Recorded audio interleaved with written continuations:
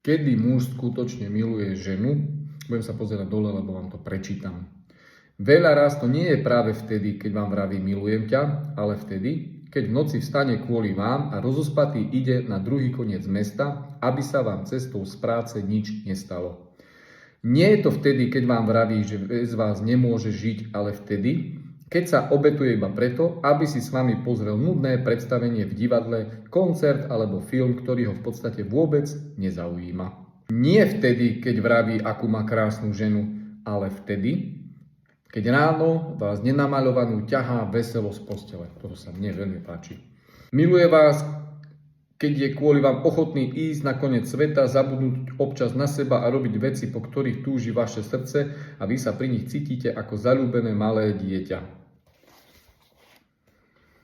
No, je tam toho viac a ešte poviem záver. Ak ste takéhoto muža našli, o ktorom sme písali, stretli ste ho, držte sa ho silnejšie ako kliešť, lebo je to starodávny archetyp muža, ktorý vie a vedľa ktorého časom a s úsmevom na tvári rada zostarnete.